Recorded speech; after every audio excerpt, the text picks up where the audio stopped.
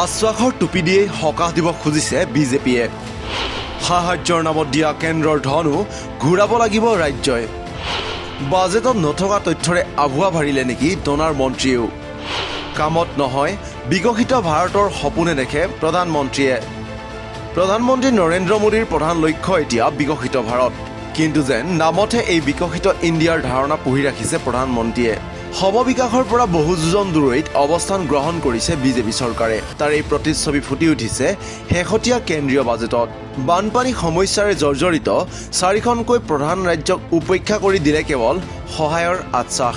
বিপৰীতে গাড়ী ৰক্ষাৰ স্বাৰ্থত যেন কেৱল মাত্ৰ নীতিশ কুমাৰৰ ৰাজ্যকে প্ৰদান কৰিলে 1000 কোটিৰ পেকেজ।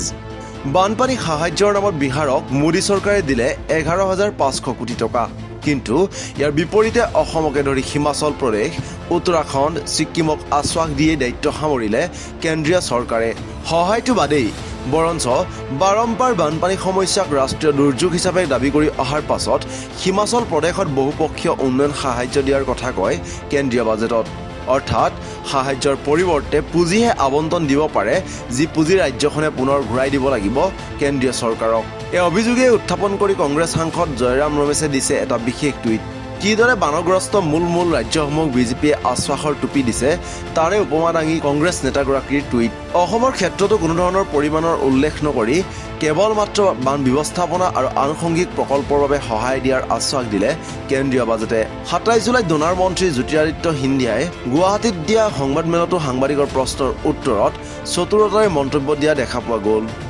মন্ত্ৰীগৰাকীয়ে বান সাহায্যৰ নামত অসম আৰু ছিক্কিমক 11,000 কোটি টকা প্ৰদান কৰা বুলি মন্তব্য দিয়ে যদিও বাজেটত জলসিঞ্চন আৰু বানপানী প্ৰশমনৰ পেৰাগ্ৰাফত উল্লেখ নাই এই কথা।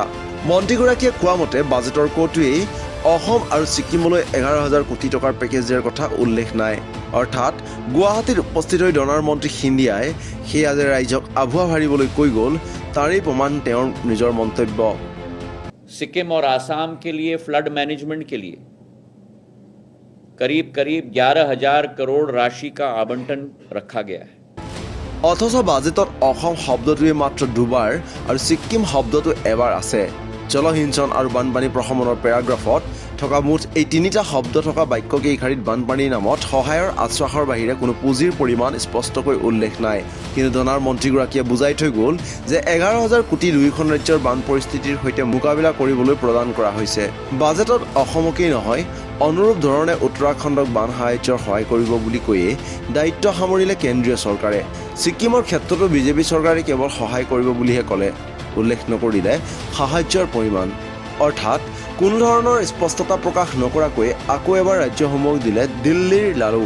আনহাতে হিমাচল প্ৰদেশৰ বাবে বাজেটত থকা উল্লেখক সমালোচনা কৰি জয়ৰাম ৰমেশে কয় যে দুৰ্গম ভৌগোলিক অৱস্থানৰ বাবে বিত্তীয়ভাৱে প্ৰত্যাহ্বান থকা ৰাজ্যখনৰ ওপৰত এয়া হ'ব ঋণৰ বোজা আৰু ই অধিক বোজা হৈ ৰাজ্যখনক ক্ষতিগ্ৰস্ত কৰিব। এয়া বিজেপিক ভোট নিদিয়াৰ বাবে প্ৰতিশোধ বুলিও সমালোচনা কৰিছে কংগ্ৰেছ নেতাগৰাকীয়ে। বানপীড়িত ৰাজ্যসমূহক ভৱিষ্যতে কিদৰে সহায় কৰিব কেন্দ্ৰীয় চৰকাৰে সেয়া অনাগত দিনতহে লক্ষণীয় হৈ পৰিব। নিউজ ডেস্ক ৰিপৰ্ট, দি ক্ৰছ কাৰেণ্ট।